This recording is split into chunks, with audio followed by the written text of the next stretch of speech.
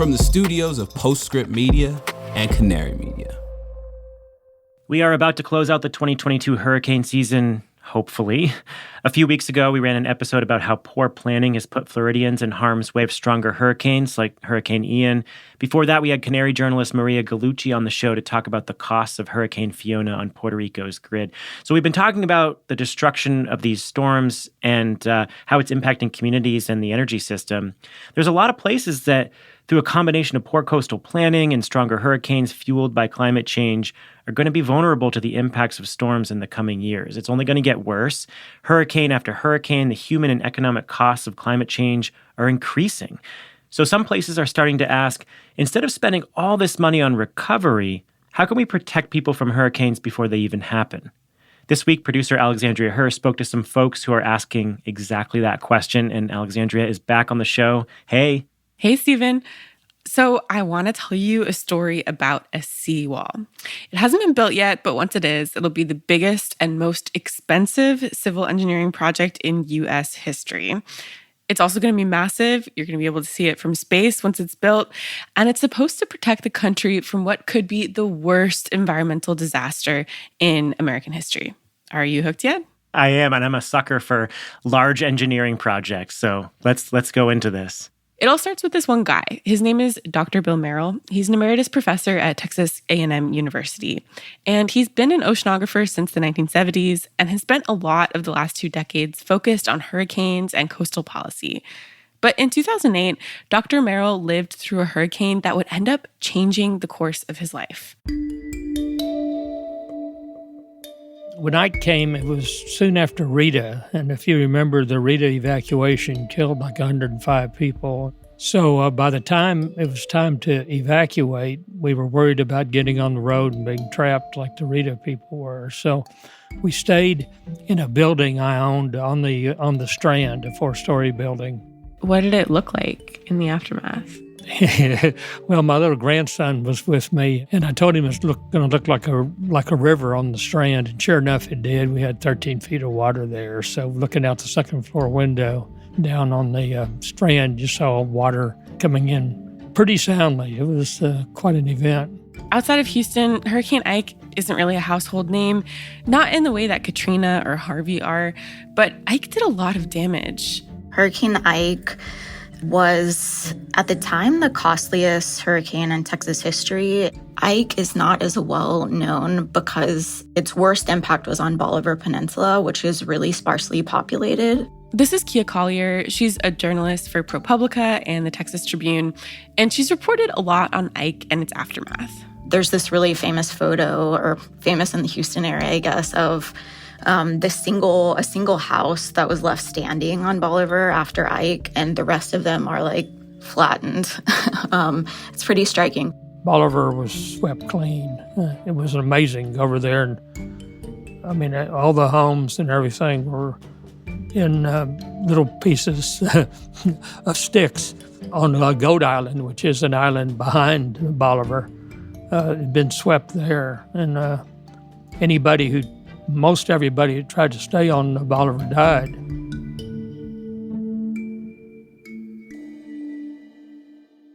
The storm was devastating, and living through it changed something in Dr. Merrell. I remember during it, there's some point in there I turned to my wife and said the Dutch wouldn't put up with this. So I've been to the Netherlands on a reporting trip, and I've seen this system of locks and levees they have to keep the water out. But just explain for us what he means when he says the Dutch wouldn't put up with this. Well, if you've been to the Netherlands, you probably know that 50% of the country is actually below sea level. And Dr. Merrell himself has visited the Netherlands a couple of times, and he also saw the massive levees that they've constructed to prevent regular flooding. I'd been over to the Netherlands and seen what they had done and kind of thought that it would work. And the experiences of the Dutch is that it does work. So within days of the hurricane, inspired by the flood protection in the Netherlands, Dr. Merrell started to sketch out a plan.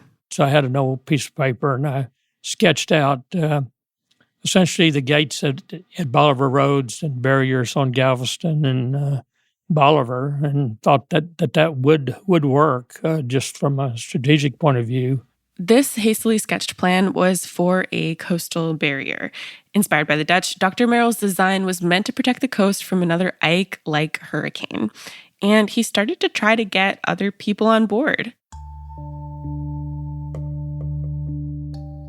They thought it was just a radical idea, crazy.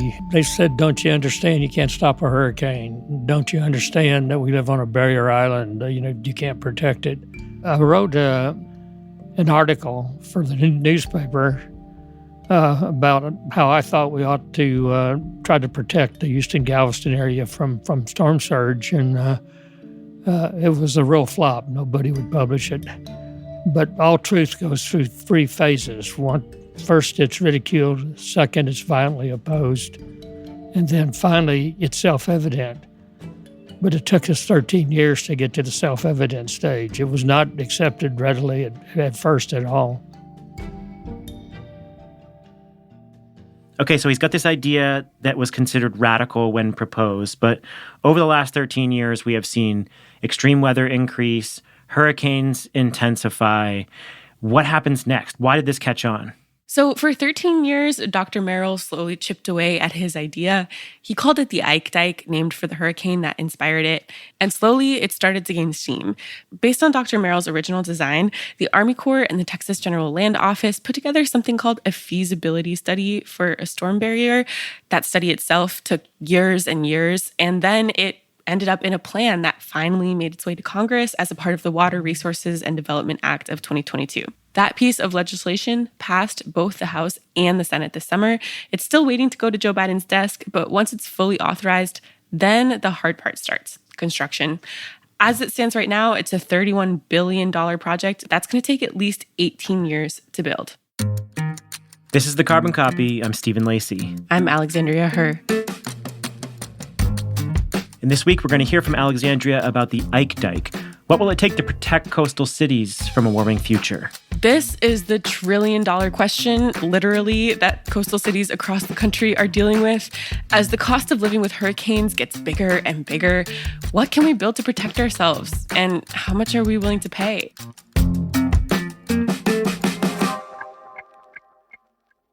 I want to recommend a podcast that I think you'll like. It's called Trail Wait. Called a must-listen by Outside Magazine, Trail Wait just released a new season. In it, critically acclaimed host Andrew Steven explores how our love and enjoyment of the land can accidentally do more harm than good. From ever-growing wildfires in the Sierra Nevadas to ecotourism and the unintentional consequences of too many folks enjoying national parks. Produced by the Podglomerate, Trail Wait is a sound-rich exploration that gives you a new perspective on the great outdoors. Don't miss out. Follow Trail Wait on Apple Podcasts, Spotify, or your favorite podcast app. Tell them Carbon Copy sent you.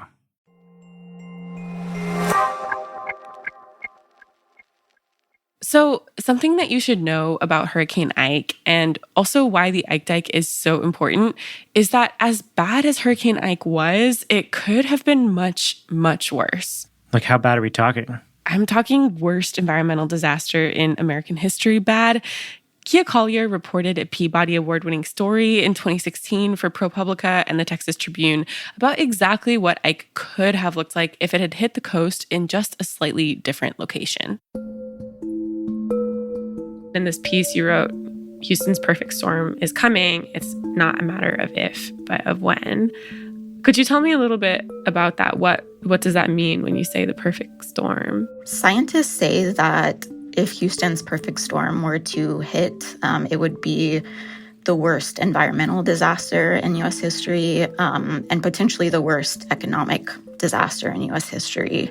So there's this worst case scenario point on the coast. If a hurricane of, even a category 2 or 3 were to hit, it would do a ton of damage. And that's partly because of geography or Galveston, imagine like 2 barrier islands with an opening in between them, and then there's a big bay behind it, Galveston Bay, that's extremely shallow.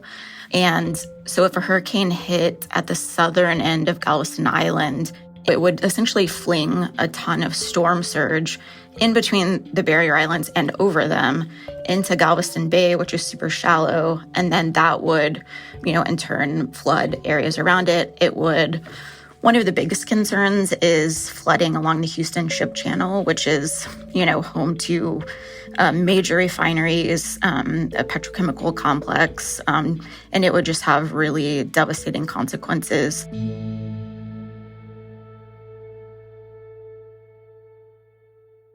So Dr. Jim Blackburn is the co-director of the Severe Storm Prediction, Education, and Evacuation from Disaster Center, kind of a mouthful. It's also known as SPEED.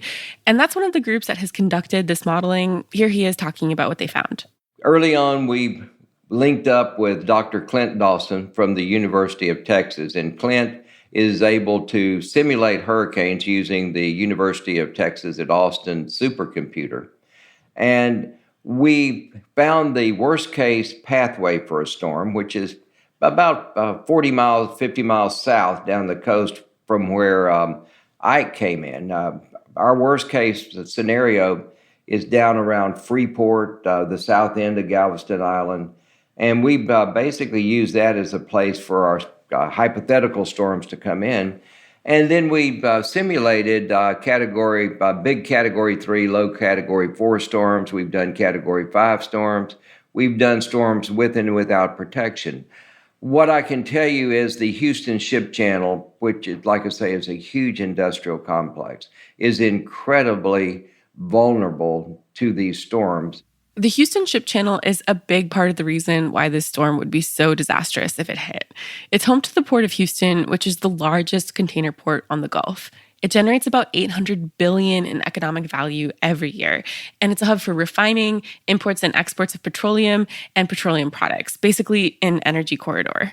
The Houston area produces a huge share of the nation's jet fuel, gasoline, kind of you name it. It would impact the supply chain to a degree that's like hard to measure. When we were reporting on it, I was talking to supply chain people and trying to get an idea of how things work and what the exact impact would be. Quantifying it. And people would just get overwhelmed and think, it would be, plastics. Of course, with natural gas and certain types of petrochemical, petroleum products, those go into making plastic and all kinds of consumer products, in addition to gasoline, and fuel. So it's just hard to imagine how economically devastating it would be. But we know that it would cause extreme supply chain disruptions, would impact the airline industry, the transportation industry in general. I feel like this year has been a lesson for all of us in supply shocks and what that does to prices. In the wake of Russia's war on Ukraine, we saw these crazy spikes in energy prices and commodity prices, and this is the kind of shock that can ripple across entire countries or the entire world. Exactly. It's like a domino effect. And it would also be horrible for the communities that would be in the path of the storm because all of the petrochemical and shipping infrastructure would suddenly become a huge hazard. There's about, I think around 4,500 storage tanks that are filled with oil and hazardous material. And about 2,200 of them would be flooded with a 24-foot surge. So we're talking about water surrounding these tanks and then rising beside it. And these tanks are really not designed for rising water. They're designed for horizontal wind shear, but they're not designed for, if you will, prevention of flotation. We also have a huge number of containers that are stored all around the Houston Ship Channel. We have 2 very large container ports, and those containers float, and they become a bit like battering rams. So our real worry is these tanks getting ruptured, being popped off of their foundations. They would go in with the incoming surge, and so that goes all the way into downtown Houston. It goes into east side low-lying neighborhoods, of which there's a number, primarily minority communities in that part of Houston. And then it'll come back out, and it will not necessarily leave the bay. It will get distributed around Galveston Bay, and will end up in the marshes. It'll end up in the sediments. It'll end up basically all over the Galveston Bay system. That is what we're talking about as being potentially the worst environmental disaster in United States history. It's not so much the size. The Deepwater Horizon was about 210 million gallons of oil. This would be about 100 million gallons of oil and hazardous substances. So it's about half the size of the Deepwater Horizon, but that would all happen at one time. It would not happen over a period of weeks or months. It would be immediate, and it would basically be confined within the bay because all of the water going in and out of the bay has to go through Bolivar Roads Pass. And so a lot of that material would just get kind of hung up in the wetlands, hung up in the bay. Yeah, I am sufficiently freaked out. And what's freaking me out is this potential situation and the fact that there's probably other communities around the world that have these same kind of hazards. I mean, this is wild. It's like this horrible recipe that you get when you mix unprotected petrochemical infrastructure with like storm hazard with just a bunch of vulnerable communities in harm's way. And I suppose this is where the Ike Dike comes in. Yes, exactly. Enter the Ike Dike. Dr. Merrell says that it's designed to help prevent exactly this scenario. It's designed to stop the surge at the coast, but you're protecting the entire Houston-Galveston area, including the ship channel, all the petrochemical, everything. So you're protecting the entire infrastructure, the petrochemical infrastructure here, the human infrastructure, the homes. So it's really designed to protect the region. Okay, so this thing is going to protect a lot of critical infrastructure, a lot of land. What is it going to look like?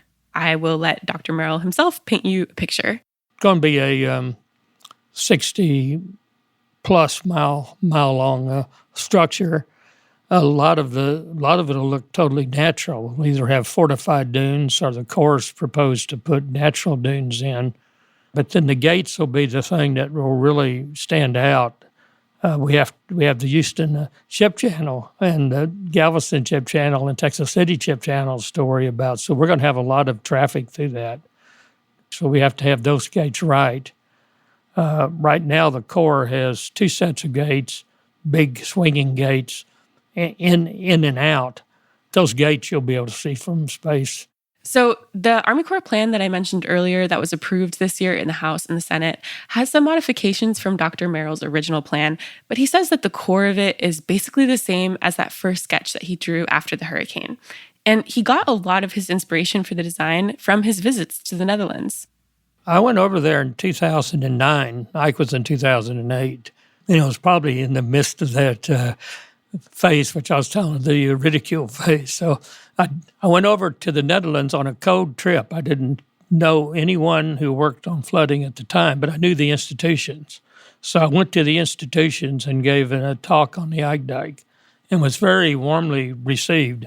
So for anyone who's actually gone to the Netherlands and see how their system of keeping water out works, knows that it's critical, and we're probably going to have to see more engineering feats like that in communities around the world.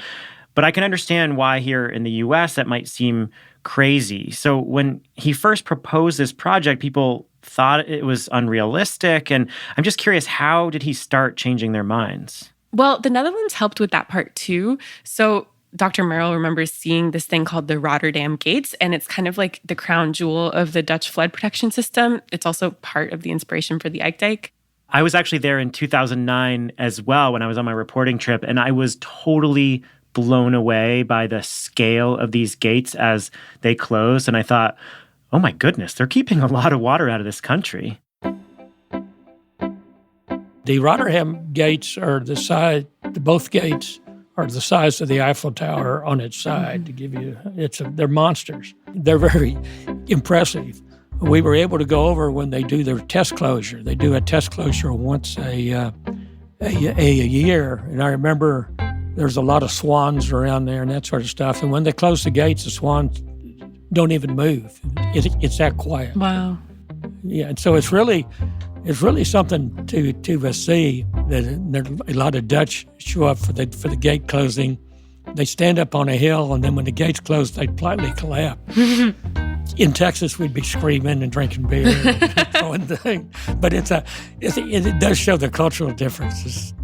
We encouraged people from the Houston-Galveston area to travel with us to the Netherlands when we went. and hundreds did.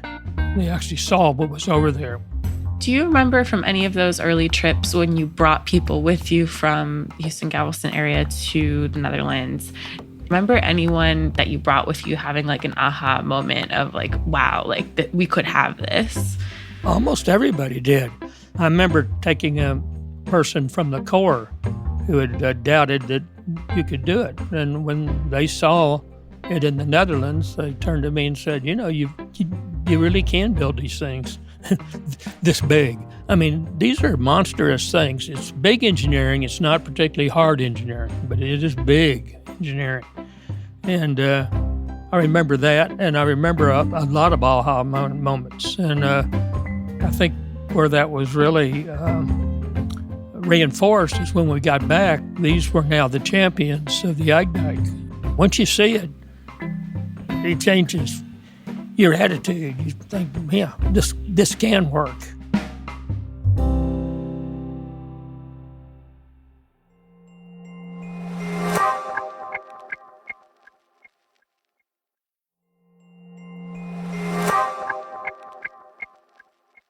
So the Ike Dike, it's meant to protect the region from this catastrophic potential storm. The question I have in my mind is it going to be big enough, and will it be built soon enough to avoid a catastrophe? Yeah, I mean, that's the fundamental question.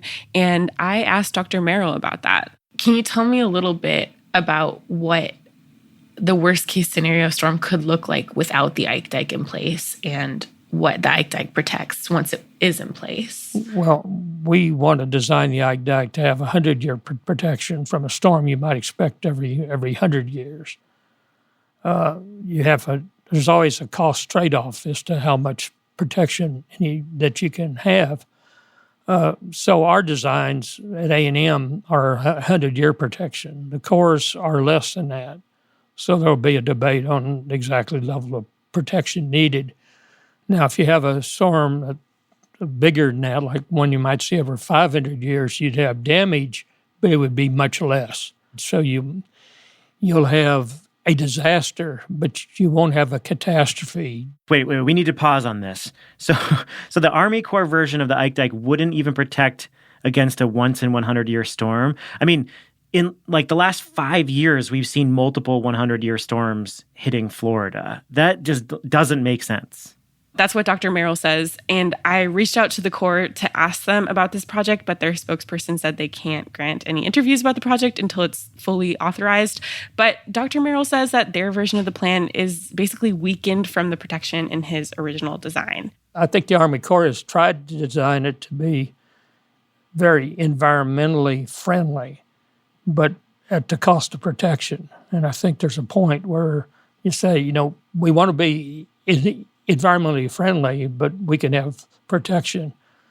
My favorite example is the fortified dunes. They look just like regular dunes, but they can protect you from a number of storms. The Army Corps' natural dunes would only protect you to about an Ike-like storm, nothing stronger. So they would be wiped out. And then if another storm comes, and we've had up to 3 storms in a season come near us, so you know we could be hit again and again. You wouldn't have any protection. What level of protection did the Dutch build to? 10,000 years. Oh my God! Why is there such a big difference? Because they want to protect their country, and they're much more risk adverse than we are. The upper part around Rotterdam's protected to 10,000-year storm. The lower area, the more agricultural area, is protected to a 3,000-year storm. Oh so the area they think is not as important, they protect to 3,000 years. We're arguing to get up to 100-year protection. Does that frustrate you? Sure. How do you cope with it? I don't think we have good public policy here in the United States. I really don't. And I know things don't change quickly, but they do change. And if we keep the right direction of change, I think we can get to good public policy here. But right now, we're just kind of floundering around on the public policy issue. What would 10,000-year protection look like? Like that? Do you think that will even be politically feasible in the United States one day? I doubt it. You know, I'm not sure that's a level of protection that we need.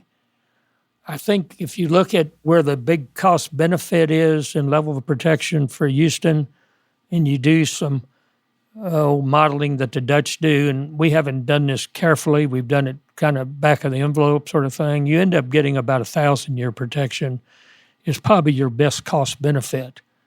There's different cost benefits for different levels of protection. Now, that's not a hard number, but approximately something like 1,000 years would be a reasonable level of protection for Houston Galveston. And do you think we'll be able to get there politically one day? Not in my lifetime, would be my guess. I just think that would cost too much money. But I think what you're going to see is as sea level rises, the threats become worse and worse. We're going to have enough trouble just keeping that 100-year protection.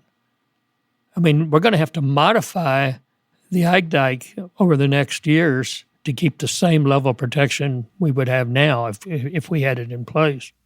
Well, this doesn't sound super promising. I mean, my freak out level hasn't really been reduced. I mean, it's good to see that U.S. engineers are grappling with this concept, but it's yet more evidence that here in America, we're really not willing to pay for resilience and adaptation efforts. I mean, I think it's going to take something really catastrophic for us to truly grapple with the scope of the infrastructure we need to build to protect ourselves. And this is yet more evidence that we're not yet quite willing to pay. That's what kept blowing my mind about this conversation, this idea that like risk in a way is so cultural and political. Like in this country, we've just become accustomed to this idea that we have to endure hurricanes and then pay so much money to bounce back over and over and over again. But there is another way we could build to protect ourselves. But I do have one thing that might reduce your freakout level. I don't know if you remember Jim Blackburn from the top of the show. I do, the speed guy. Yes, speed. Well, his group has actually come up with a second plan, one that would complement the Ike Dike to add another layer of protection. The Dutch emphasize multiple lines of defense. And I think that's the key here, is Bill Merrell, the Ike Dike, and then the Corps of Engineers picked up that solution. And I think they call it the coastal spine or the coastal barrier at this time. And that's really the first line of defense right on the coastline, putting up if you will, a wall along the coastline. What we are working on is the second line of defense within the bay system. Galveston Bay Park Plan will be built by widening the ship channel, taking that dredge material, constructing a 25-foot levee, and then using the area behind the dike itself for disposal of dredge material, which will be converted into, we hope, a state park. I know that you guys, Speed, has done some modeling of the impacts of a Category 5 storm hitting the bay with the coastal spine intact, but without the Galveston Bay Park Plan intact. And can you tell me a little bit about what that modeling looks like? Sure. A Category 5 storm coming in south of Galveston, south of the Galveston Bay entrance channel, with the coastal spine in place, would generate about 22 to 24 foot of flooding up the Houston ship channel. Almost as bad as without any protection. I mean, a Category 5 without protection would probably be up around 27, 28 feet, something like that. So there's 5 or 6 feet of relief, but it's still 22 to 24 feet of surge coming up. And that's what we're just kind of, horrified about, is that even with the spine in place, there is a potential for a very large surge coming up the ship channel. What do your models tell you about how this storm would impact the region with both the Galveston Bay Park Plan and the coastal spine in place?